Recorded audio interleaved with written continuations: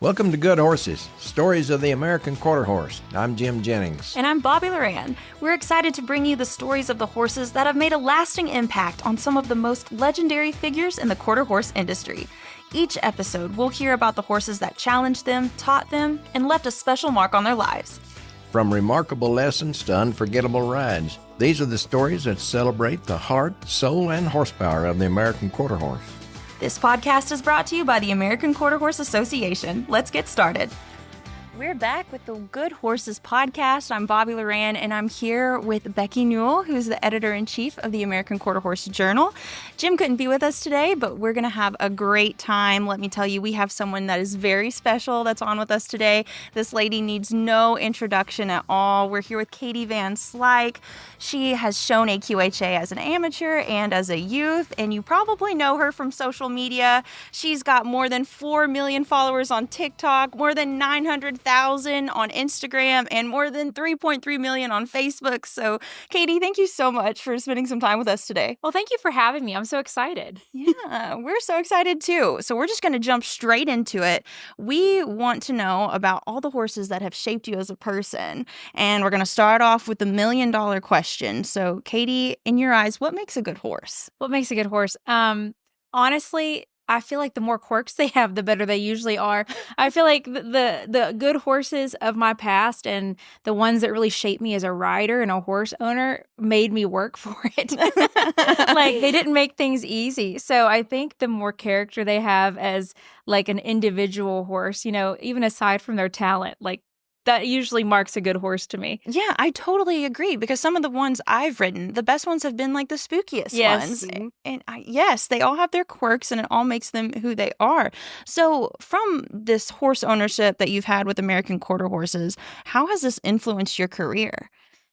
Well, I think my entire life has just been focused around horses. It didn't always start out with quarter horses. We always had quarter horses, but we started off with POA ponies and paints. And then I think when I got my first quarter horse at, I believe I was 12, really lit the fire underneath me. And it's just been my true love for my entire life. And so therefore, you know, I've taken a little bit of a break at some point from showing, but it's always been what I'm always trying to get back to. It's like the final goal, it's always what I'm striving towards, to be with and around and like immersed in the American Quarter Horse. And so now, even though I haven't been showing a lot lately, it's been, you know, all about the breeding and all about, you know, now Stallion ownership. And it's just, I feel like it's always what I'm having in my sights, you know, for whatever's going on in my life. It's always what everything's about. Oh. We were talking earlier, and I said, confess that I don't have as much of a competitive spirit as what we see in our exhibitors, say for example, at the World Show, the Youth World. And Katie, you're like, I am all in. I'm all competitive. Do you feel like that's what the spark was when you were 12 and you got that first quarter horse? Probably. I will say the horses that I grew up on were not finished horses. The ponies that we got were like, well, this one bucked off all of the other kids, and so my mom was like, we'll take it. And then she would work with it, and then we'd show it, and then I'd outgrow it and we'd sell it, and, you know, we'd kind of move on. And so when I got my first quarter horse, it was a been there, done that gelding, who again had very many quirks. His name was Zip, Rebel, and Roll, but he taught me so much. And I had my first taste of going to the Congress. Didn't get a call back. Right. Not a single one. But it was like just enough to where I was like, I've got to do this, you know? And then there was many other horses that followed that, but it was for sure the spark that started it all. Yeah. Man. So take us through what that looked like. What horses did you work with in your youth career? So Zip, Rebel, and Roll was my first youth horse. And again, that was the 13 and under. So I went to the Congress. He was very good in the showmanship, but he was very quirky. Like I said, there was lots of things we had to work through, but it made me appreciate that much more the next two horses, which were the beginning of my 14 to 18 career. While I was still novice, I had a novice horse and a youth horse. Mm-hmm. And so flipping back and forth, one of them was 15 hands flat, very tiny little Western horse. The other was a gelding named Ask Me for Details, who Karen Evans Mundy showed, and he won the all-around twice at the World Show. He was an 8-time world champion. So flipping back and forth between those two, the little Western horse, his name was Global Shock. They very much made me into like an adaptable rider, I would say, very quickly. And having to jump off of one from the, novice youth horsemanship and then getting on the other for the youth horsemanship, it was just crazy. And it was, I don't know why I volunteered to do that, honestly, but it worked out for the best. And then I stuck with Houston, asked me for details for a while. He was the first horse I ever placed with at the Congress, ever, really saw some success at the big shows with. And I would say he is who I could, I owe my Eck seat to him for sure. He taught me a lot about that. And Karen was amazing in the Eck, and really, like, I had no legs when she got me. And so I would say he definitely shaped me as a rider and prepared me for my longtime partner, which was Zippin' on Top. Okay. Zippin' on Top, Calvin. I showed him for 5 years, and he was who I had my most success with. I showed him into my first amateur year. And again, very quirky. Yep. You had to work and it was difficult. Like every step was difficult. But he was so talented in so many different things. And what was a really cool thing about him was he did not show in any all-around until he was in his early teens. And then he did not have a lead change until his early teens. Really? And then we ended up my first year, and I had him at home. We made the finals at the World Show in the Western Riding. No kidding. And so he was just kind of a freak of nature. Ryan Cottingham took him to the Congress and was top 10 in the green with him. And there was over 100 horses in it in the Western Riding. And he was 17 years old when they did that. That's crazy. So he was a freak of nature. He was like he did not have good breeding either. He was like 16 two hands. He had won the Congress and then 100 saddle before I got him. I think his dad was Tonto Top Chick. I don't know. It was some off brand, and he was just so special. And so we had him till he passed. Yeah. We didn't sell him. We retired him at the house. And I think our biggest accomplishment was third in the amateur Eck at the Congress. And so he was just a fantastic show partner. And honestly, after him, there was a couple horses I showed, but he was my last love, honestly, in the show pen. And so I'm excited to feel that again. Yeah. Yes. What did you love most about him?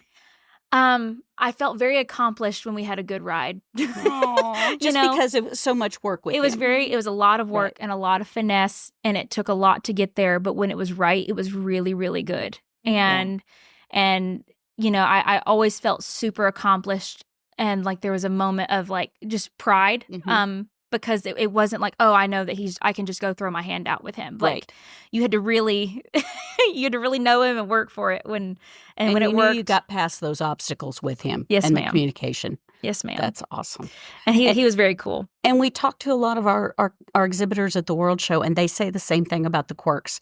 He did this morning, and he did this yesterday, or he just got done having pneumonia, and then he got cast in his stall. And I mean, it's just every little thing. And it just makes you appreciate that win that much more. Yeah. Going back to you mentioning Karen Evans Monday, did you train with her then? I did. How cool is it she took one of your horses and went on to win the all-around? Well, no. It was after. So I actually leased him from her. So he was older when I started showing him. So she, as an amateur, won the all-around, I believe, 8 times with 5 different horses. It's a record. Yes. And so Houston was one of those that she said, I'm not selling, I'm keeping him. He was her last one, I believe. Yes. And so there was another youth that showed him before me under Karen, and then she had a young horse, and then I leased him, and he taught me a lot. So I showed him for 2 or 3 years. She was just amazing to watch win year after year, and those horses it felt like they were all very similar, and it just amazing to see what she could do with them.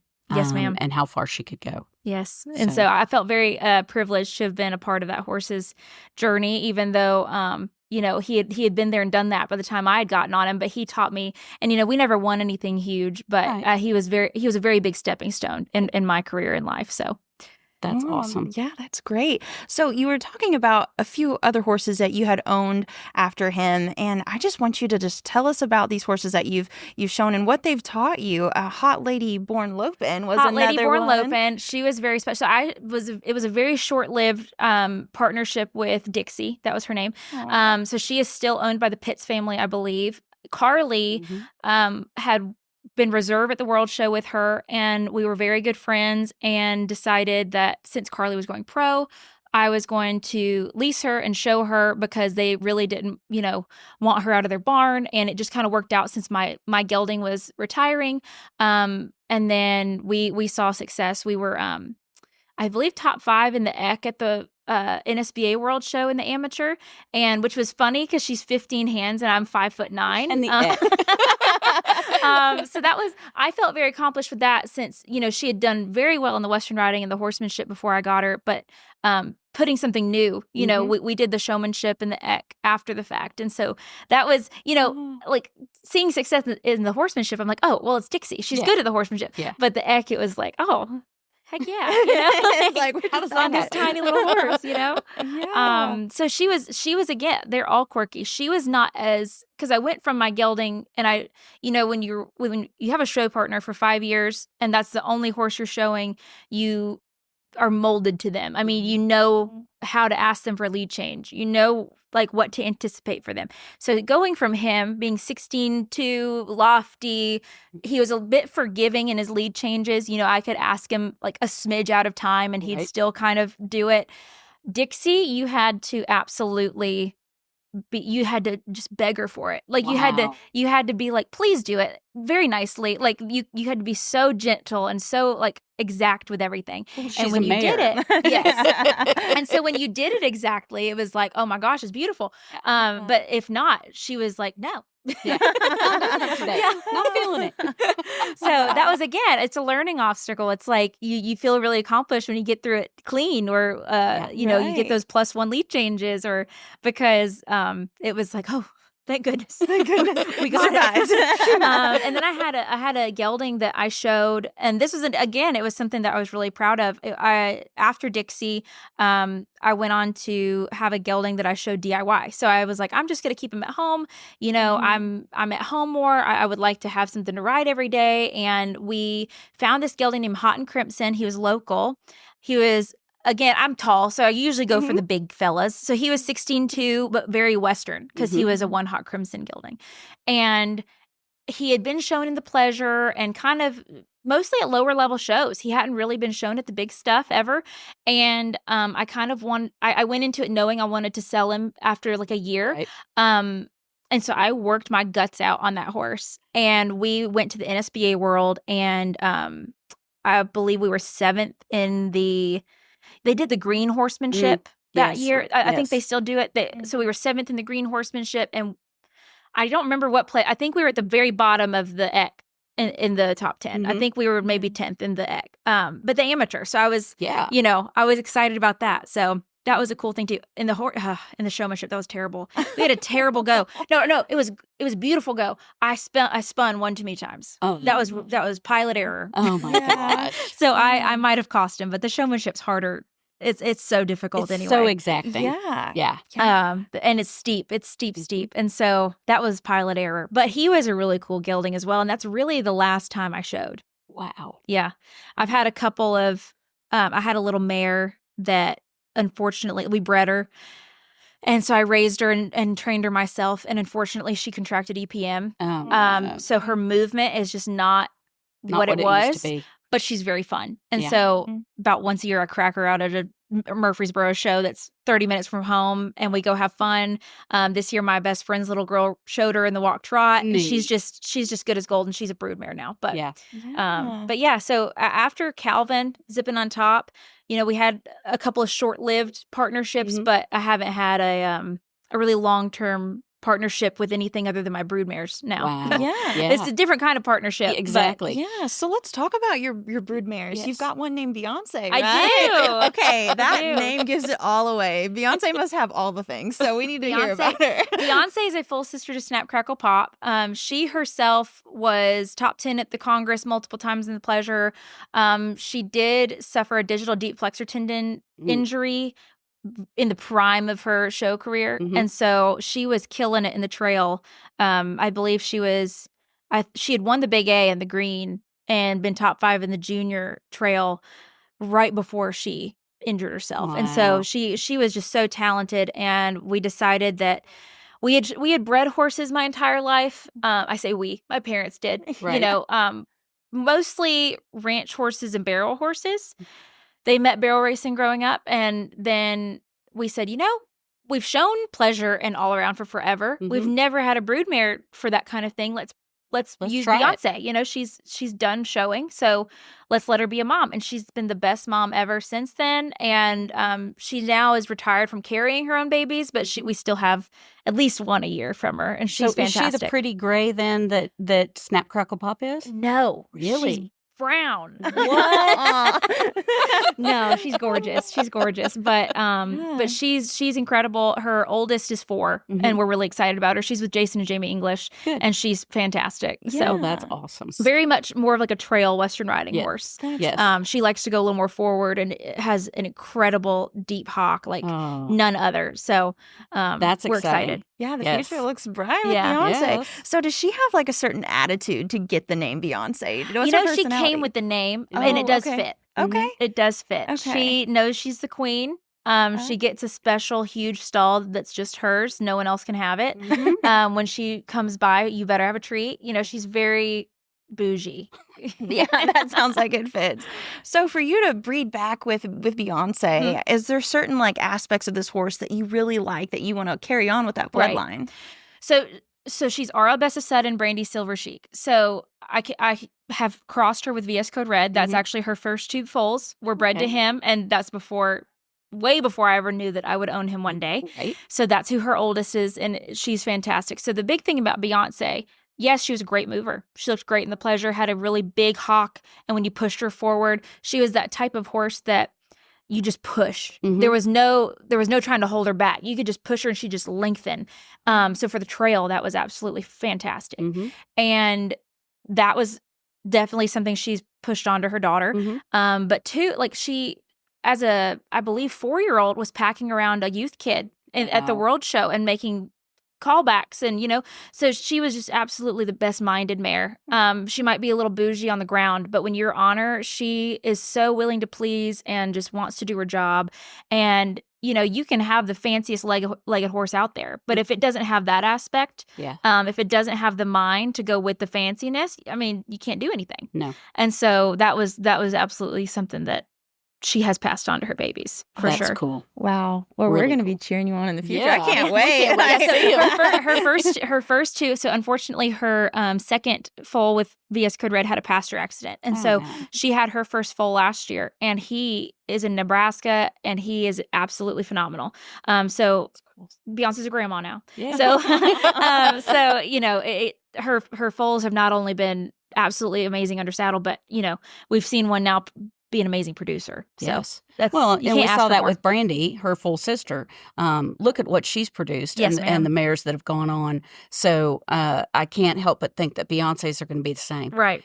And with the right management, I think it's not always bloodline or all bloodline. I Right. think it's management and handling and direction and training. Right. So Yeah, and there's all kinds of different thought process when it comes to raising foals, babies, all that kind of stuff. But for us, what I really like is that we don't have, too many babies, and so they're all led in and out every day from the time that they're born.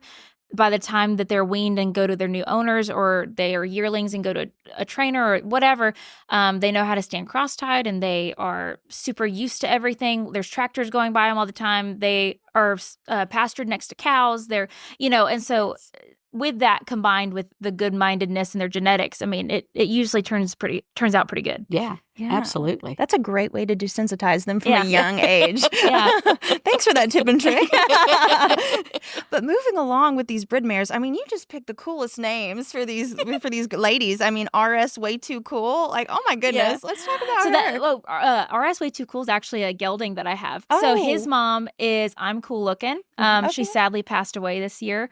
But she was a full sister to Cool Looking Lady. Okay, all my horses are related. It's terrible. So 6 degrees of separation. This kind of ties into my stallion that's showing tomorrow. So when Cool passed away, it was very tragic. It was very sudden. She just hemorrhaged during foaling season this year, and it was just over. There was no nothing helping. you could do. And so she was carrying a VS Code Red, which on paper, because she's a full sister to Cool Looking Lady, is a full sibling to VS the First Lady, who has been a Congress champion, reserve world champion, 4-time NSBA world champion. And so a few months after that she passed, and that was kind of I was really, really looking forward to this plan. This was the plan, to have that VS Code Red baby. Amy Mack Smith put up an ad for her VS the First Lady colt, who was by RL Best of Sudden. And they're kind of getting more into cutting and stuff. And so that's when Denver came into my life, first things first. And it just kind of felt right, that combination. And then a couple months later, Amy was like, well, I wasn't going to sell her, but I'm offering her to you because I don't really want her to go anywhere else. Would you like to buy Kennedy, which is VS the First Lady? And it just kind of all came full circle. Wow. So now Kennedy is a part of our broodmare band. That's awesome. So it's been really cool. Yeah. So what about Ginger? Ginger, that's Beyonce's daughter. Oh, so okay. So that's our VS Code Red. That's on paper. Again, on paper, it's like everybody's related. Yes. On paper, she's like full to VS Fandom Code, Snippety Snap, Snap It, Send It, all of that stuff. Wow. So. I mean, to have that trace back to like super horses. I mean, I'm sure your future is so bright. I'm excited about it for sure. And again, Ginger had her first baby last year with Cool Breeze, which is a really, really cool stallion. He's actually local in Tennessee. So I get to go like look at him in person all the time. When I go take him for embryo transfers, I'm like, hi, Joe. That's your baby. We're old friends. Awesome. So speaking of cool, what about I'm Looking Cool, this chestnut mare? That's her. That was her. Okay. That's her. Awesome. And then I would say probably our blue hen of the moment is Cattails Are Blazing. Okay. Cattails Are Blazing is Trudy. So she was a NSBA world champion as a 2-year-old in the 100 saddle. And when I purchased her at 4, literally the Facebook post went up from the Osbergers 2 minutes before I saw it. And I was like, I will take her right now. Here. I saw it and I was like, I have this thing, I feel like everyone would be like, oh, my gut told me I needed this horse. But I have this thing on Facebook. If I see it and my gut says it, it usually is worked out. Yes. If I force something, it doesn't. If I let my gut say it, it usually works out. And so I saw her and I absolutely adored her. And I love Hot and Blazing. And she's by Hot and Blazing. So I have 2 Hot and Blazing mares. And so I bred her to Good, Better, Best that year. And she had a late May baby. Like it was hard to get her bred. It was like all this stuff. And she was only 4 at the time.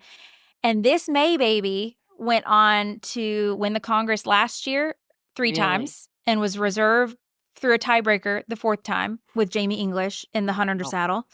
And then this year he has been an NSBA world champion. He was just reserve champion here a couple days ago. He has been fantastic. So his name's RS Hank Why Do You Drink? So that's my first Congress champion, world champion foal. And we have his little sister coming up, and no one can buy her. She's mine. Because I sold the first one and I didn't get to be with him when he won the first time. So no one can buy Daphne. And then she has a Allocate Your Assets filly as well. So wow. No, the fillies are not for sale. They're they're mine. They're mine. They're staying. So we'll have his little sister Penelope, the Allocate Your Assets filly next year in training. So That's really excited. Fantastic. So what other prospects do you have on the horizon? So I have a really cool one. So about 3 years ago, the Facebook gut thing. I don't really follow like kill pins or rescues. Like I didn't at the time like have any that I followed or were watching out for. And this video popped up of this mare being ridden bareback in the snow, and it was an Oklahoma kill pin. And I was like, good Lord, that's a good looking mare. And it was a 14-year-old thoroughbred mare. And underneath it, Robin, who owns Full Metal Jacket, had commented on it. And she said, this mare is way too nice. Like, what is she doing here? She's had a Full Metal Jacket baby before. Someone, like, please get her, Go pick her up. And so I talked with Robin. I bought her, like, it was like, I don't know, $800 or something like that to get her. Really? I got her. Robin helped me. She's a saint. Helped me track her papers down. And then we bred her to Full Metal Jacket, and we've had 2 foals, and they are wicked. Wow. So that's one of my 2-year-olds. And we're taking it really slow because she's gigantic.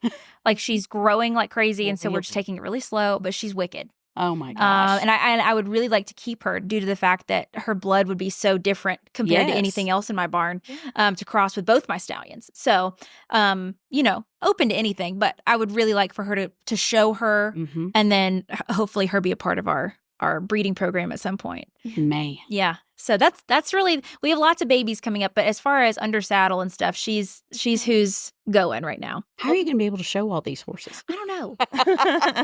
Well, you're going to get real tired. I don't know. So with her name's Wheezy. Her name's RS Full of Elegance. So I would really like to show her. I have this thing. I want to show the cart so bad. And I think because she's just gigantic, has this huge trot, like I think she'd be really cool in it.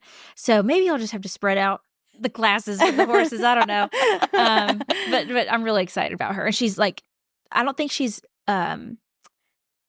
technically black, right? But she looks it. She looks black. And so, and she's got like a star like Black Beauty. She's really, really flashy. So that's cool. Yeah. So I don't really have anything other than Denver, who is ready to go show at the moment. But there's lots of, like, I can get my fix with him hopefully this next couple of years while they're growing up, Yeah. Let the trainers show them first. You're young for being this deep in the horse industry. What do you hope, I don't know, 25 years from now, that reputation looks like?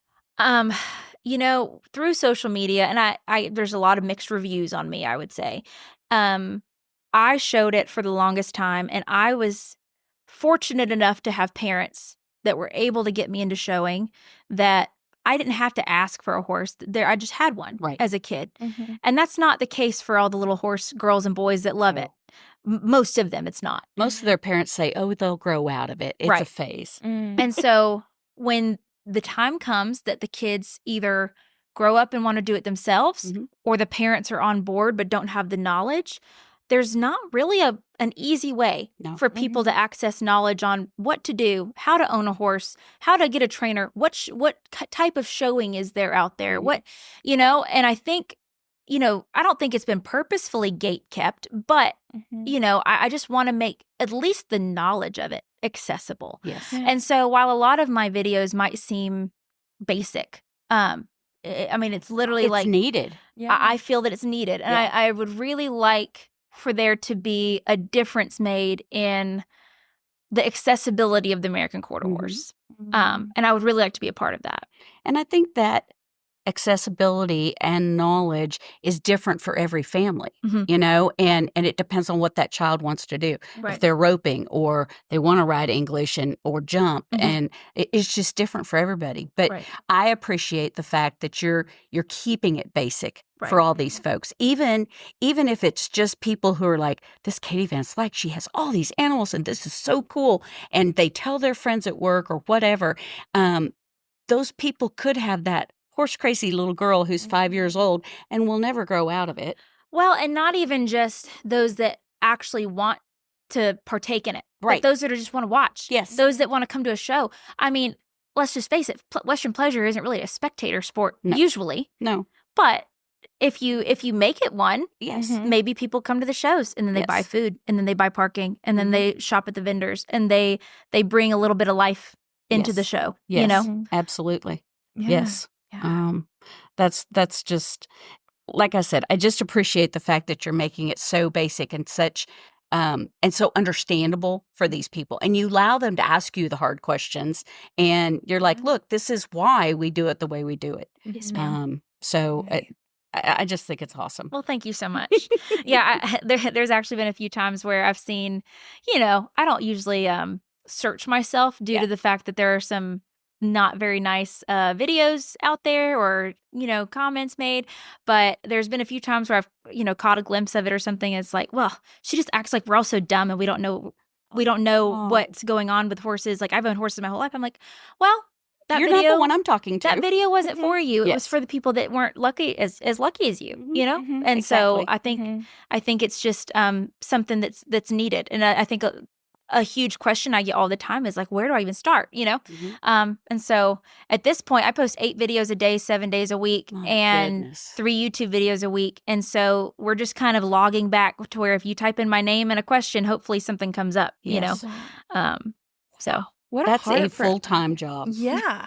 It's How do you balance it all? I'm a little burnout sometimes, I'm not gonna lie. But I have incredible help. And that's the Yes. thing is I could never do any of this by myself. I have 24/7 help. Yes. So, and I'm so grateful for that. So much support from all sides. Yes. Oh, And incredible. as far as caring for the horses, you obviously have people that you can really rely on because Yes, ma'am. you're not home right now. Yes. And you Incredible can't be there 24/7 to answer their questions. And we're all very hands-on. My parents live on the property. I live across the street from the property. Mhm. It is very hands-on. So usually if one of the girls at the barn calls, they're like, hey, take a look. Someone can get there quick. Yes. Or if we are out of town, our vet clinic is 30 minutes away. Mhm. We have such a good network of our vets that we have I'm texting my vet daily, honestly. And I know there's a lot of people that have more than 30 horses at home, but 30 horses at home right now is just absolutely it's a lot. Crazy.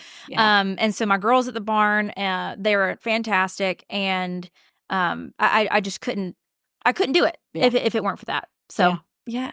Yeah. But I feel like that's a common theme in the AQHA community is we have this village of people Yes. who are so passionate about the quarter horse that are there for us. Like you said, your family, your vet, always there. So with that, what is your favorite part about the AQHA community? Growing up as a youth, showing as an amateur. I mean, you spent your whole life with us. I just, sometimes I crave like this conversation, and y'all are like, let's just talk about these horses, just horses, oh my gosh, having someone that'll listen to me talk about horses and talk back about it. Because at home, I think they get tired of me sometimes. They're like, yeah, we know about this bloodline and we know about this, but I think just the common interest in the, like you said, having people that if you don't know it, somebody does. And if you don't know it, somebody does, and they can find out who does. And, it's a network. So it's very helpful. Yes. And I think, there's going to be bad eggs in every network, but for the majority of it, it's good people. Yes. And it's a good place to be. Yeah. There's good people everywhere. Yeah. You just got to get an AQHA to find them. Yeah. So, that's awesome. So, yeah. Showing here at the World Show. Explain to me how that all came about, and getting qualified and the plan. Give This me year some- or in the past? Yeah, this year. This year. So when I purchased First Things First, it was this past early April, I Yes. believe. And so he's showing in the Versatility. Mhm. So the Versatility, it's a stakes class. Yes. So it's a little bit heftier entry fee, Mhm. but you don't have to qualify because Right. they're either totally maiden or they only showed in the pleasure. Right. And I'm not sure what the stipulations are on the pleasure. I don't know if there was they can only show up to a certain point. I'm not sure. But Denver, he is a maiden, has not shown one bit. And so it's, for those that haven't watched the Versatility class, it's the coolest thing ever. It is the Western Pleasure Versatility. They start off with a pattern, and it encompasses Western riding. So it has some lead changes, trail. It has some poles. It's got some spins in it, kind of like the horsemanship. It's based on the horse's ability to do the pattern and the movement in it. And then they do the Western Pleasure class, and then they do halter, and it's on the confirmation. And it's all one rider. All one rider. One horse. And all when they one clean them evening. up for the halter, they come in because they do the halter last, so they're gonna be Yes. sweaty. Yes. They come into the arena with a wheelbarrow of all of their grooming stuff, and they get them ready. They have a time limit. So it's a good time. I've watched it online before. This will be my first time watching it in person. And the rider even changes clothes in the Yes. arena. It's crazy. It's very chaotic, but the audience loves it. Yes. I'm going to be a nervous wreck. I'm going to be like, I'm going to be a nervous wreck because, obviously Aaron needs to be in control. I don't need to be in control. But not being in control, I mean, it's back to that like competitive spirit. Yes. Not being in control makes me so nervous. Yeah. So nervous. Aaron is 10 times, 1,000 times better than what I would do out there, but I'm still not the one doing it. So I'm like terrified. Somebody's going to have to tie you into your seat so you're not Probably. crawling over the I'm rail. just going to be like this every step. That's so funny. Oh my gosh. That is fantastic. Okay, I'm dying to know about VS Code Red. Yes. So he's a multiple world champion, Congress. I Yes. mean, like, he is the man. And it's been a really fun year to watch because he's had a lot of success as a hunter to saddle sire this year. So here at the World Show at the Congress, he's had multiple champions by VS Code Red in That's the hunter and crazy. saddle. And he's a large boy. He's Yeah. 16 hands even as a Western horse. And so he my really God. crosses with just about anything. I've seen, I've had people message me about their ranch horses here at the World Show that are by him. Pretty much anything but the barrels. Yeah. He's not going to Not going to be fast. He's not going to be fast. But, I really think the Western riding and trail is where I see a lot of his kids absolutely kill it. But it's such a cool thing about a stallion to have horses. So I think the athleticism and the pieces that he throws into his babies, it's just so versatile, right? I mean, he's going to throw a flat front leg. That's usable anywhere. Mhm. He's going to throw, just a really good mind. Mhm. Again, usable anywhere. Anywhere. And so you can pair him with some really different mares and still get good outcomes, Yeah. which is a really cool thing. Yeah. And he's just a good boy all around. I take it when I go to High Point, and like the first time or so, they'd kind of hang out with me and be like, okay, well, we'll just kind of hang out with you while you mess with him. Mhm. Because I don't really have a whole lot of stallion Experience. experience. Yeah. And now when I go, they're like, okay, well, There he is. bye. Yeah. And I just, Your own. I Yeah. go give him a bath, go take him out to the pasture and let him graze and, go groom on him, walk around. He's chill. There's one little alley. None of the studs go unless they're going to work. Right. And so So as they long know as you that don't go in that routine. alley, Yep. you're good. Everything's cool. Yeah. Yeah. And even then, I have a video of him, like did a whole thing on YouTube about him collecting because from the time he leaves his stall, walks to the breeding shed and is done with his job. It is 3 minutes and 20 seconds. Wow. So he works about 12 minutes a week. Yeah. Which That's less than a bucking bull. I know. and so, even that day when we went and filmed all that, he ringed his head once. And then he was like, I'm big stallion. And then after that, he was done. So, That's funny. Yeah, it is just mind blowing though. What is his personality like? he's a big dog. Yeah. I mean, truly. In And your pocket. I think that's just about anything you could want with a stallion. Oh, yeah. I don't. You still treat him with respect. You treat him like a stallion. yes. You're still going to treat him like anything could happen. But he might look for a treat in your pocket, and he'll be like a little nippy doing that. But other than that, he is a gentleman. So my assistant Abigail has never worked with horses ever up until this past 14 months. Right. She was leading him around. I was just like, oh yeah, he's fine, So he's absolutely a puppy dog, and I love it.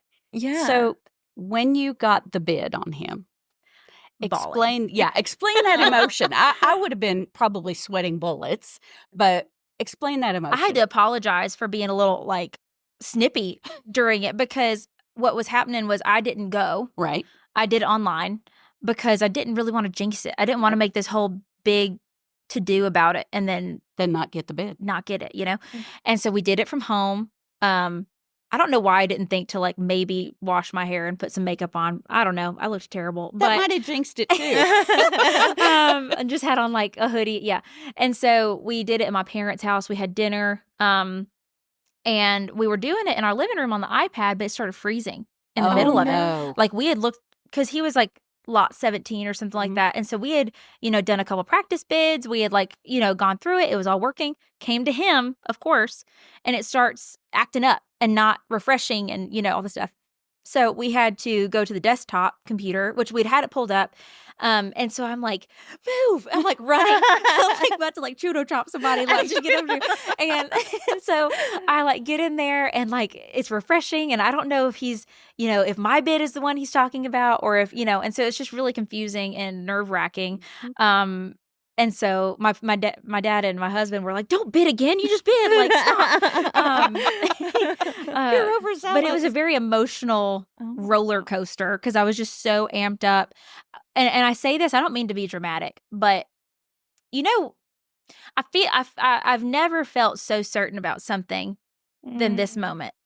And when it was bigger than your gut feel. When I saw the VS dispersal sale, we were in Alabama. I was with my family on like a family weekend, and it came up. We just kind of jokingly said, "Wouldn't it be cool? Wouldn't it be cool? Like, wouldn't that be crazy?" And then we were like, "Oh, wait, hold on, what if crazy?"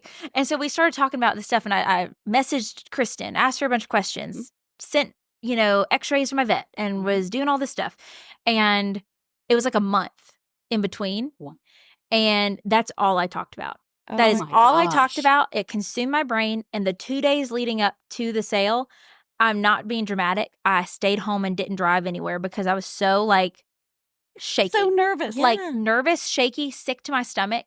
It's like I've never felt so sure about something that it was going to happen, but like terrified if it wasn't going to, And there was just no like rhyme, there was no way of knowing how much was he going to go for. Right. And then, VS the fireman going for 2 point whatever. Yes. And it was like, I had to take a loan out for this thing. So it's like I had a number that I could not go past, and that was the number. And so, which I mean, it was a big number, but that was it. And so when the bidding, like, it kind of stalled out at like halfway, and I was like really nervous. And then it kind of, they mentioned gained steam. They mentioned all of the frozen semen that came with him, and then it started up again. And so, and then it was really going really fast, and then it stopped right at the number that I couldn't go past. Whoa.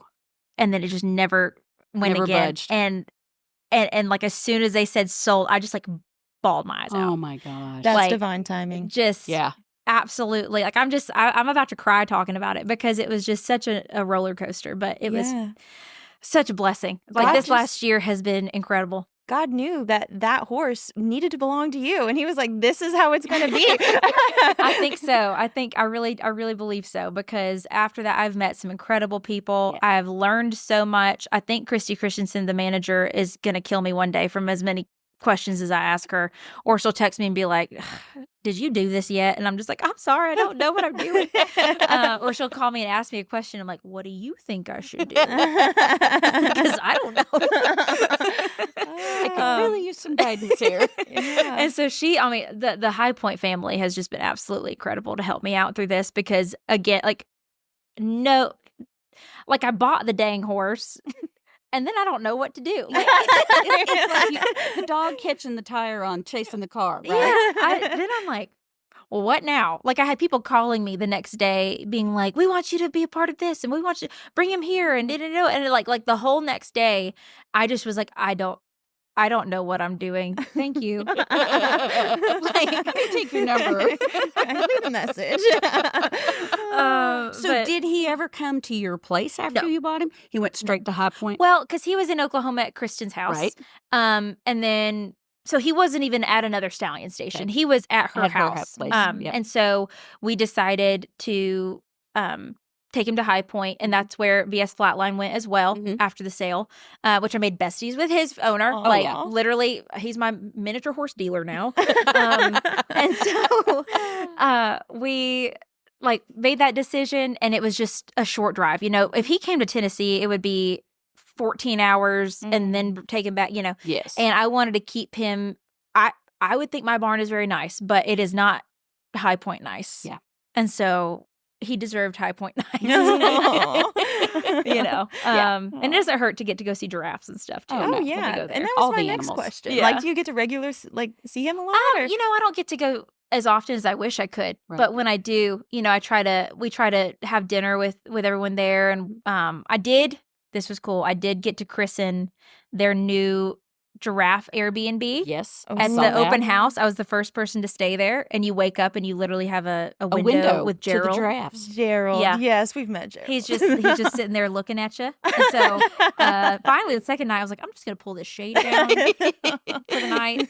I'll see you in the morning. It's so fun. Yeah, so it's a fun time. Oh, yeah. And making that decision to send him to High Point, how quickly did that happen for you? Pretty quick. Yeah. I had actually bought an embryo from them like the week before, which was a Goody Goody Gumdrops machine-made embryo. She's fantastic. She's one of my up-and-coming yearlings. And so I'd been talking with Christy and Jason quite a bit because of that purchase. Right. And I had messaged Jason about a week before being like, hey, and this is where it comes to, like, at the time, I was 27 or 26. I think I just turned 27. And I was like, hey, like, I know I haven't shown it in a long time, but I think I might buy VS Code Red. Do you have room for him? You know, whatever. And I don't know how seriously he took that. It's like, here's this I don't know girl how that's seriously he calling me. took that. You know, he's just like, what? Okay. Well, she was very nice. Obviously, Jason's the nicest. And so he messaged me back and, you know, gave me some input. But when it finally happened, Christy texted me that night. I was like, did you actually just buy this horse? And so then we were talking very quickly about it. Yes. So I think he moved within 3 days. Yeah. Did you go to Kristen's and I did. and see him? I did. Was it like the handing over of the keys to a new vehicle? She was so gracious. And it was very, very cool. It was during the NSBA world. And so luckily they live really close. And so her daughter was showing. So she kind of had to come home and go you back know, and forth. Go back and forth. And so, yes, I got to go over there for a couple of days and see him. And, you know, it was kind of one of those things where I was like, I can't wait for him to be at High Point. Like, I have to go. And I really wanted to meet Kristen and talk to her. And, you know, I feel like if I was in her shoes and like my baby was going somewhere, I'd want to meet the person that, Absolutely. you know, was taking him as well. And so we went and they were just fantastic and the nicest people. And, you know, over the last year or so, like I text her with questions and she is so happily answers. And so that's just been a really cool thing. That's neat.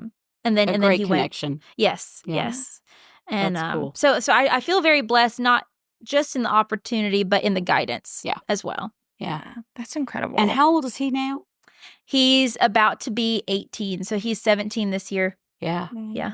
Do you limit the number of mares that are bred? Right now, we have not, due to the fact that he collects like a normal young guy. Yeah. So it's not really like You're a not need. worried about it. So we haven't really limited just because there hasn't been any worry about him not being able to fulfill.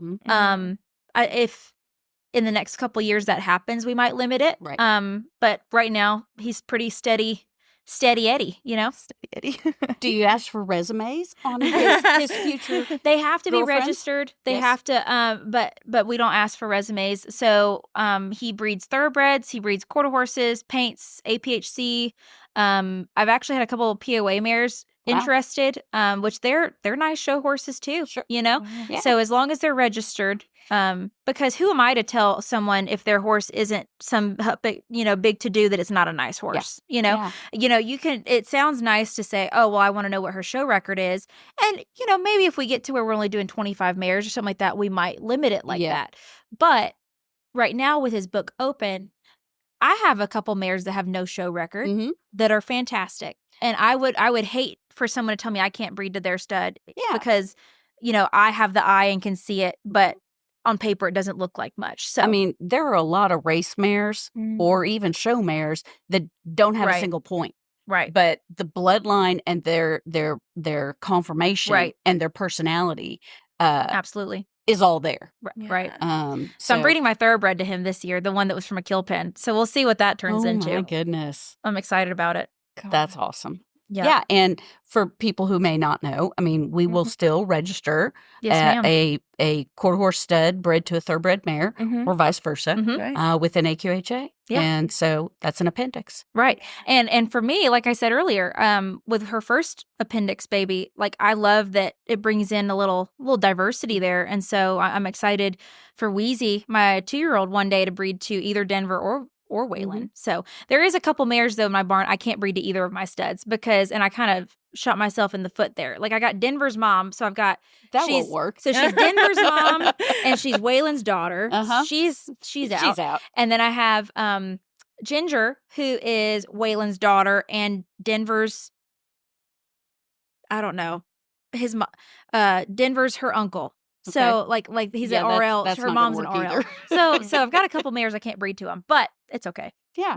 Keeps a little diversity. And what do you do to look for crosses for those mares? With the VS Code Red mares, I find they cross very well with Invitation Only, his sons, RL Best Sudden and his sons, One Hot Crimson and his sons. I've actually, I think I'm going to breed to Only in the Moonlight and his sons. Yep. So it's a Southern thing, so Yes. sad about his passing. Yes. But I believe I'm going to breed at least one of my Code Red mares to him this year. So there are definitely those magical crosses. Yeah.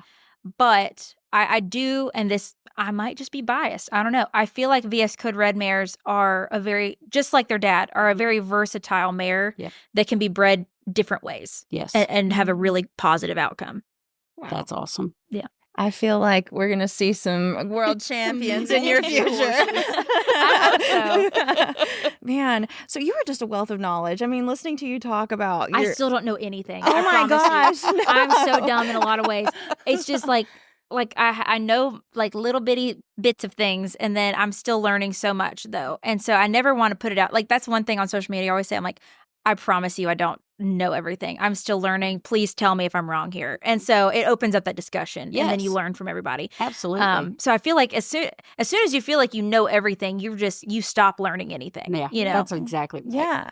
And how do you encourage young women who are horse crazy and want to be you someday, or just anyone, or just to get into the horse business? Exactly. How do you encourage them?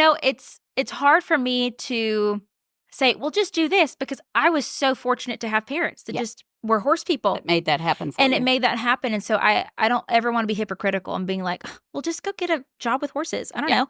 But I do think, dipping your toe in and learning and being open to knowledge is the most important step. Don't take lessons for a year and then think you know it. Yeah. Mm-hmm. You just have to be open. Yeah. Forever, honestly.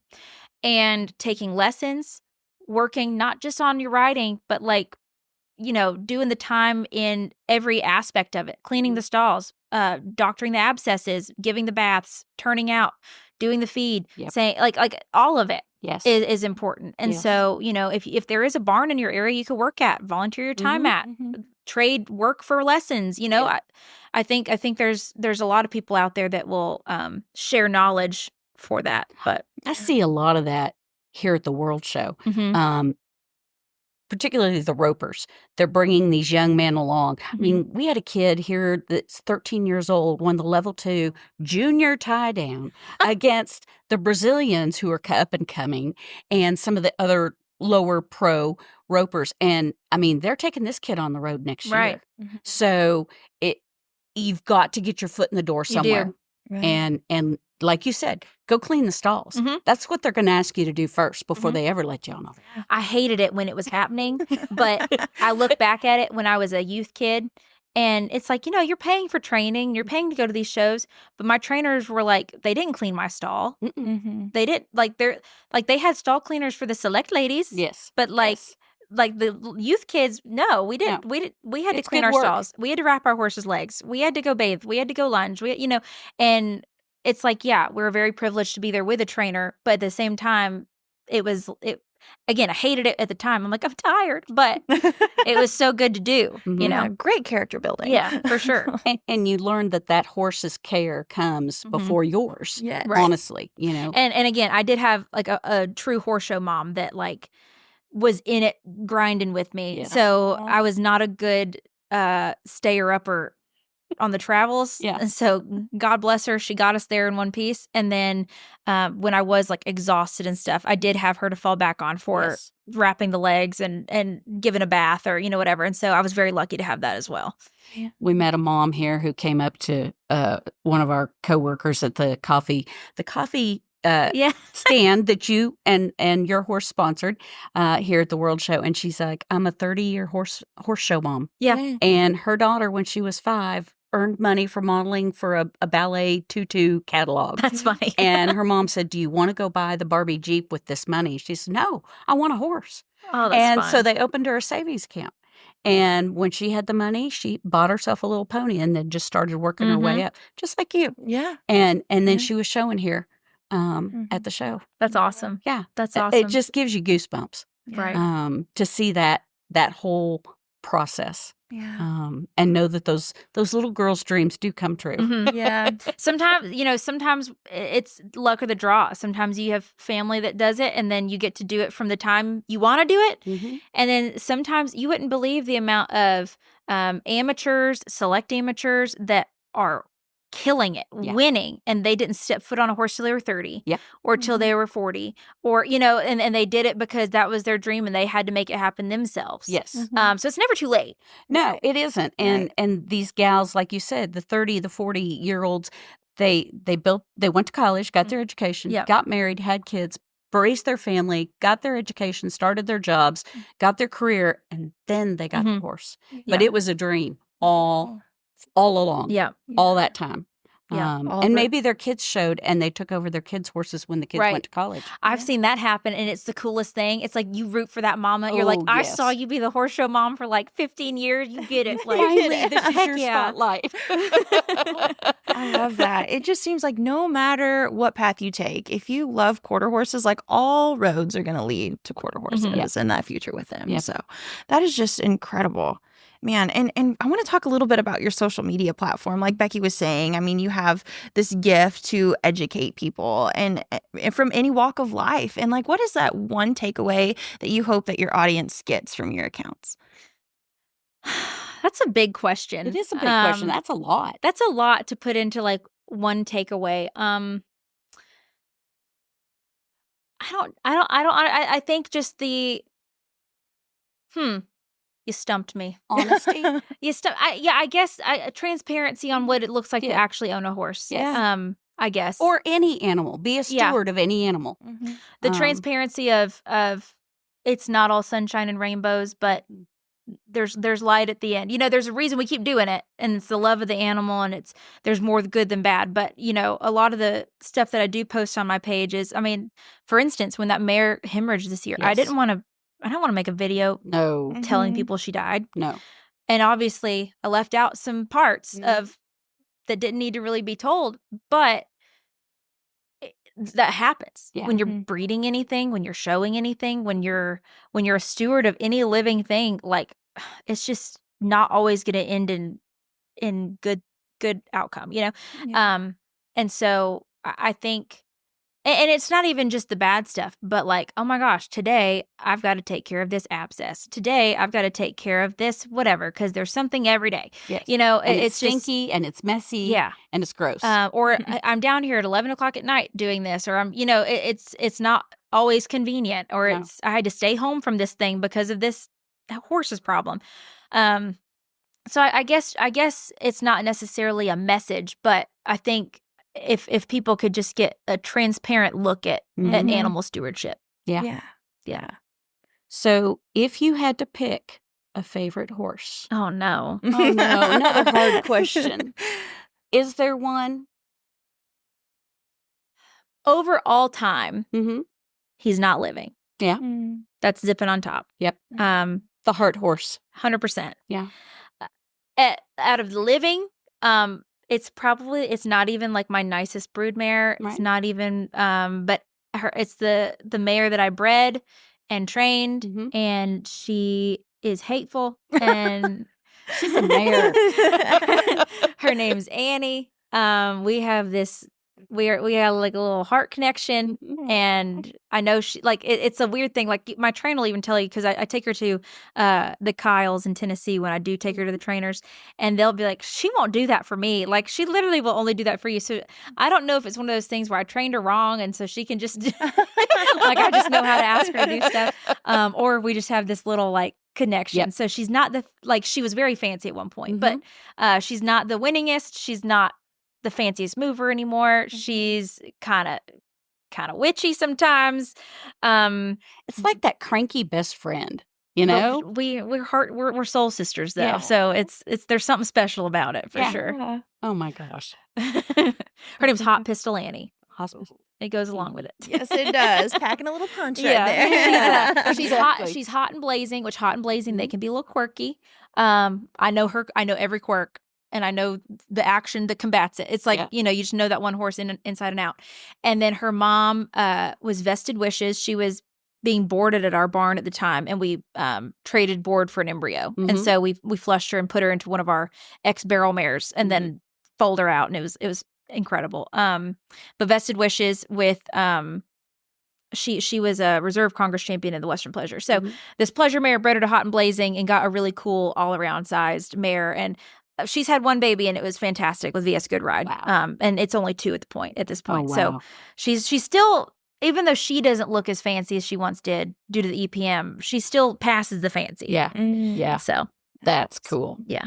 I can only imagine your stalls, your barns is like walking through a candy store. It's just, where do I start? What do I want first? And it just sounds like you have some tremendous animals coming up. Well, thank you. I appreciate that. We do try to be picky. Yeah. At this point as well, like I've started collecting my own recips, and I've just got like a pasture of freeloaders at this point. Freeloaders. Pregnant. But freaking recips are so expensive if you go through the recip farms, and so I started collecting some whenever they come about, or if one was, not in a good place, and then get them and feed them for a year and get them nice. But I don't know if that's any cheaper.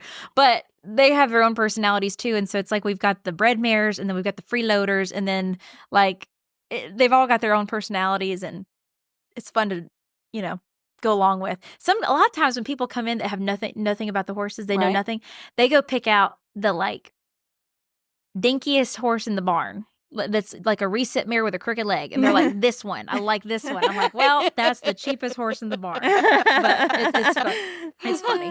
That's awesome. Your knowledge of your horses' backgrounds and their pedigrees. Bobby gives me a hard time all the time. I've been with AQHA 26 years, so I've experienced a lot, and I know a lot of the horses and the people that show at these shows, and she's like, I don't know how you do this. How do you know all this? Yes. And I'm equally impressed with you and, thank you. How you know all the backgrounds on these horses, and they're like your children. They are. And I still have, it's crazy though. I think that I'm like that, and then I go hang out with Jason and Charlie, and they'll bring up horses, and like, oh, you know this horse. I'm like, oh yeah. Yeah, I know it. And then you're Googling.